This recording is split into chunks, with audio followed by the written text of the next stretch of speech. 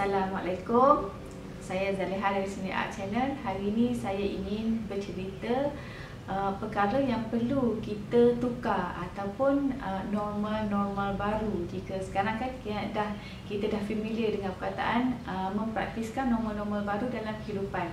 So sama juga, benda yang sama juga kita perlu implement dalam rutin harian kita, dalam habit kita, dalam minat kita, dalam banyak perkara yang kita perlu tukar untuk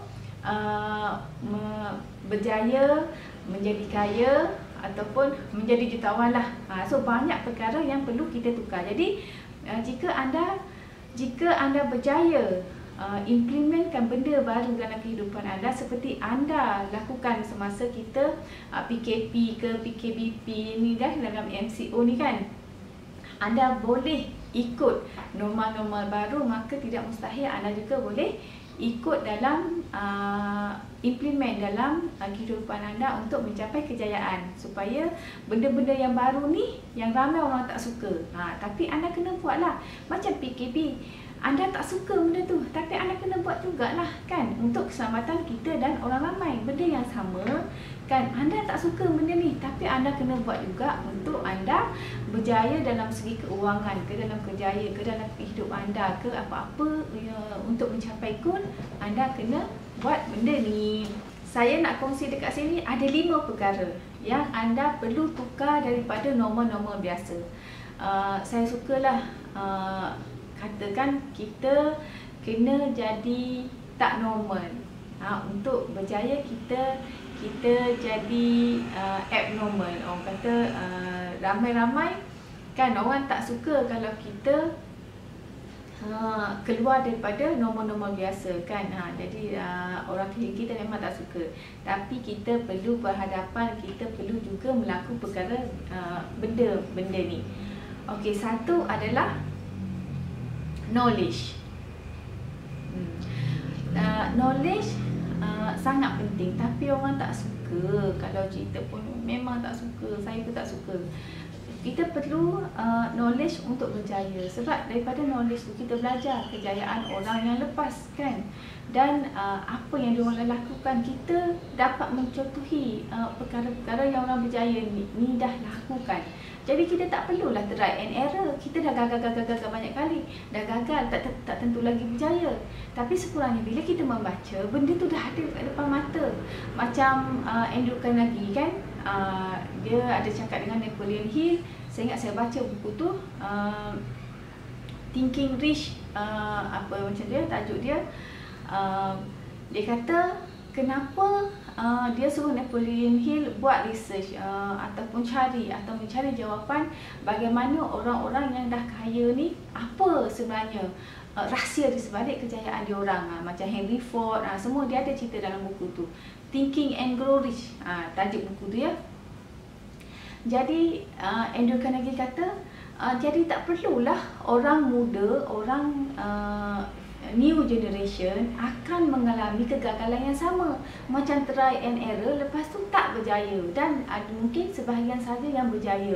Jadi tak perlu berhadapan dengan kegagalan tu. Kenapa tidak kita terus berjaya macam orang yang dah berjaya kan ya? Jadi kita perlu tahulah. So daripada knowledge tu lah kan, dia akan mengurangkan risiko kegagalan kita, dan kita dapat mencontohi apa yang mereka lakukan dalam hidup, bagaimana mereka berjaya. So bagaimana dapat knowledge? Ada beberapa perkara yang saya praktiskan. Satu, of course, satu memang membaca. Memang kita kena banyak membaca. Sekurang-kurangnya sebulan 1 buku, ataupun sebulan 2 buku, 3 buku. And then anda kena tahu membaca. Leader is leader. Untuk anda menjadi seorang leader yang bagus, ketua yang bagus, anda kena membaca. Dan kita sebagai wanita, walaupun kita suri rumah tangga, kita ibu, kita wanita, kita perlu juga membaca, sebab kita ni leader dekat rumah. Anak-anak kita adalah pengikut kita. So untuk menjadi leader yang baik kan, leader is leader. So kita untuk leader, kita perlu membaca. So selain daripada membaca, saya selalu dengar YouTube motivation. banyak YouTube motivation yang ada dekat YouTube, ribu-ribu. Anda search je kan, daripada senarai buku yang perlu anda cari, buku yang sesuai, daripada ada podcast, ada dokumentari tentang orang-orang yang berjaya. So di antara YouTube yang saya suka dengar adalah Jim Rohn, Dr. Demartini, Robin Sharma, Kevin Trudeau, lagi banyak sebenarnya, saya dah lupa dah, banyak sangat. Jadi melalui dekat YouTube tu, dan lagi melalui audiobook. Dekat YouTube ke dekat page website ada audiobook. So anda boleh dapatkan audiobook tu, dengar, take time, quiet time, dengar tentang. Tapi saya tak suka sangat audiobook tu sebab saya tak boleh nak conteng, saya tak boleh nak highlight dia punya information penting. So saya dengar juga audiobook, tapi saya masih dapatkan lagi buku. Okey, itu di antara knowledge yang kita dapat ya. Anda juga boleh pergi attend conference untuk dapat knowledge, ataupun kalau ada duit lebih, apa salahnya kan bayar coach. Macam saya bayar Azizi Ali untuk one-to-one coaching tentang financial. Yang tu kos RM1,000 sikit lah ya. Saya bayar RM3,900. Kalau anda ada extra, why not kan, tak rugi pun. Dan kelebihan kat situ, anda boleh tengok sendiri jutawan ada depan mata, jutawan bercakap dengan kita. Jadi dia sebagai sumber inspirasi kepada kita untuk berjaya seperti beliau. Okey. Thank you sir. Itu ya. Okey, itu antara sedikit tentang knowledge. Yang kedua, yang kita perlu lakukan normal-normal baru dalam tabiat kita, dalam kehidupan kita, rutin kita adalah dengan melakukan solat sunat, berdoa. Kita jangan tinggal yang wajib, kita kalau boleh janganlah tinggal yang wajib tu. Malah kita kena buat lebih lagi. Dan saya tak tipu ya. Biar saya terus terang, bukan nak riak kenapa, memang kita kena buat yang sunat, terutamanya solat sunat tahajud, bangun awal pagi, bangun malam, sunat tahajud, sunat hajat, anda buat yang tu. Saya sekurang-kurang pun saya buat 2 rakaat. Lepas tu saya buat sunat hajat. Paling tidak pun 2 rakaat tahajud, sunat hajat. Yang itu memang rutin. Sebelum saya capai saya punya goal tu, memang saya selalu buat malam-malam. Memang saya bangun. Memang saya sentiasa bangun malam, bangun berdoa. Jika saya sedih pun apa, saya menangis dekat situ. Ini cerita yang saya ingin share kepada anda, yang saya buat, bagaimana saya boleh capai cita-cita saya. Lepas tu lagi solat anda perlu buat adalah solat sunat duha. Sekurang-kurangnya 2 rakaat. 4 rakaat 2 tahiyat kan. Buatlah 2 rakaat ni anda kena buat hari-hari. Dan anda kena yakin ya Allah tu Maha Pemurah dan Maha Penyayang. Kita perlu jadi macam budak-budak. Selagi tak dapat, selagi tu minta. Kan budak-budak kalau dia nak gula, mama nak gula, sampai kita penat dengar dia. Kan asyik tu minta. So kita jangan malu minta dengan Allah Ta'ala. Kita minta apa anda nak, apa anda minta, kena minta. Dan anda yakin Allah tu akan bagi kepada kita. Maha adil kan, maha pemurah kan. Minta lah. So kalau nak minta, kalau anda tak buat benda-benda yang sunat tu, macam mana anda nak dapat? Mana kesungguhan kita kat situ? So kita kena bersungguh. Kena rajin lah kan. Macam kita nak minta duit dengan mak, budak-budak nak minta duit kan. Jadi macam tu juga, kita minta, kita doa, kita zikir, kita selawat ya. Yang tu kita kena buat, selalu buat ya. Okey, yang itu yang kedua. Yang ketiga adalah kindness. Kata sikap pemurah. Sikap pemurah sudah pastilah yang bersedekah, tolong orang tu kita kena buat. Tapi selain daripada tu, yang tidak perlu keluarkan tenaga, tidak perlu keluarkan wang. Apa dia? Kita doakanlah sahabat-sahabat kita. Kita doakan sahabat-sahabat kita yang berniaga.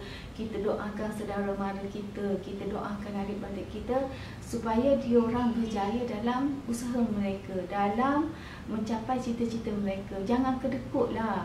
Kan? Kadang kalau saya ingat saya dulu, kita tahu ni kuasa doa ni kan, bila kita doa kesejahteraan orang lain, kita doa kemudahan orang lain, kekayaan orang lain, benda tu akan datang kat kita. Kita tahu dah benda tu, tapi kita tak nak buat. Kenapa?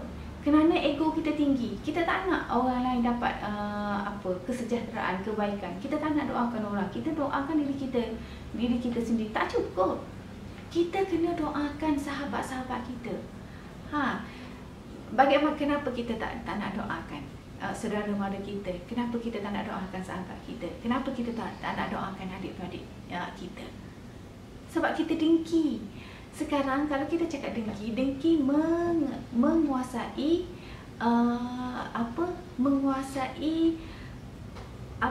keupayaan kita, menguasai atau dengan kata lain kita ego lah. Kita tak nak rendahkan diri kita. Ego kita tinggi. Anda kena tahu, kalau anda dengki, mempunyai sifat dengki yang tinggi sehingga anda tidak mampu mendoakan orang-orang lain, itu maknanya anda dalam keadaan ego yang tinggi. Seseorang yang mempunyai ego yang tinggi mempunyai tekanan yang tinggi. Itu sains, itu buku. Saya dapat daripada Eckhart Tolle, tak silap saya. Orang yang dengki yang tinggi, orang yang tidak mendoakan orang lain adalah mempunyai iri hati. So dia tak nak mendoakan orang lain berjaya. So anda kena tahan, anda kena rendahkan ego dengki itu supaya anda mampu mendoakan orang lain atau saudara mara ke siapa-siapa untuk berjaya. Sedangkan anda doakan orang tu, benda tu akan bagi balik kepada anda. Anda akan berjaya juga. Yang keempat, dengan kurangkan hiburan. Hiburan apa? Hiburan drama, kan? Hiburan muzik, AJL, hiburan keluar, enjoy, hiburan clubbing, hiburan berkumpul-kumpul. Boleh buat, tapi jangan kerap sangat.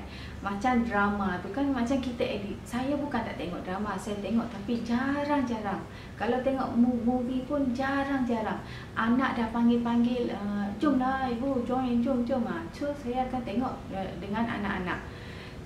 Katalah saya nak tengok sangat, orang kata non-stop hari-hari nak mengadap cerita tu, saya tak, jarang-jarang. Saya ada juga terlekat dengan beberapa cerita Korea kan, ada juga beberapa cerita, tapi saya memang jarang tengok drama.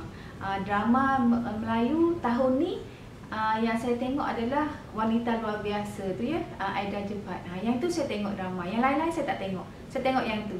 Ataupun saya tengok juga kalau saya pergi ke rumah adik-beradik, saudara mara, dia orang buka drama, dan saya enjoy lah tengok kan. Kalau kat rumah saya tak tengok.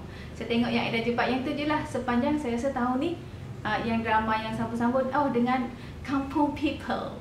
Itu yang saya tengok. Okey, so banyak hiburan yang anda kena kurangkan. Kenapa? Bila anda kurangkan hiburan, anda ada masa untuk mencari ilmu yang saya bincangkan yang nombor 1 tadi. Okey, yang terakhir. Yang terakhir ini agak sukar ya, agak sukar. Bagi saya, seorang yang introvert, memang itu adalah kuasa. Orang kata memang saya sukalah solitude. Ini adalah orang kata pentingnya solitude. Solitude dengan lonely berbeza ya. Tak sama ya. Being alone ataupun lonely dengan solitude ni jangan samakan. Bila anda berada, kenapa saya kata pentingnya solitude? Anda muhasabah diri. Anda ada masa untuk akses diri anda sendiri. Apa keperluan yang anda ada, apa yang anda ada sekarang, apa cita-cita anda yang anda perlukan. Apa tu, orang kata macam doktor akses kita lah, sebab saya jururawat kan. Kita akses diri keadaan situasi kita, current kita kat mana, and then the future yang kita nak pergi. Okey, atau vitamin-vitamin yang kita perlukan untuk mencapai kita punya cita-cita. So solitude adalah penting. Kita ada masa untuk journaling, kita ada masa untuk belajar, kita ada masa untuk beribadah, dan kita ada masa juga untuk doakan sahabat-sahabat. So itu perlunya solitude, kan? So kita boleh kalau kita nak cakap solitude, kan Rasulullah dia dapat apa ni, orang kata wahyu pertama kan, bila baginda bersendirian. Kan ada juga nabi-nabi yang contoh-contoh ya, nabi yang bersendirian ada juga. So itu betapa pentingnya kita solitude. Kita mengasah diri kita. Banyak perkara-perkara yang baik. Saya pun nak cerita benda ni pun macam mistik pun ada juga kan. Bila kita solitude, kita bersendirian, banyak idea-idea yang akan datang. Bila kita bersendirian, kita tenang, especially bila kita dah bayar hutang kita. So benda tu akan menarik idea-idea baru yang rasanya itu bila kita dah fikir idea tu, kita dah rasa gembira dah. Okay, itu adalah terapi untuk kita. So berlainan dengan lonely. Lonely adalah bukan pilihan anda. Lonely macam yang artis-artis banyak bunuh diri itu kan, yang tu bukan solitude, yang tu they feel lonely. Itu bukan pilihan dia orang. Solitude adalah perkara yang kita pilih. Sebab kalau introvert, saya memang seronok lah kan, tapi memang sangat suka untuk orang atau anda di luar sana yang mempunyai personality extrovert. Sebab extrovert dia perlu orang ramai-ramai. Tapi anda walaupun extrovert, anda masih perlu meluangkan sedikit masa untuk solitude, akses diri, cari kenal diri kita. Banyak benda lah yang itu melalui ilmu knowledge yang saya share tu, anda akan jumpa jawapan-jawapan yang lebih mendalam. Okey, saya rasa dah banyak, itu sahaja tentang topik hari ini. Jika anda ada soalan, jangan lupa put komen below, dan jangan lupa subscribe, tekan bell, share video saya untuk support. Yalah, ya kan? Kalau anda buat benda-benda baik tu, jangan lupa anda juga mendapat kebaikan. Macam saya kan, kenapa tidak anda juga membuat kebaikan dengan cik-cik nak promote pula, tak apalah. Tapi itu tiada paksaan, tiada bayaran, terpulang kepada anda. Saya rasa itu saja ya. Sekian, terima kasih. Assalamualaikum warahmatullahi wabarakatuh.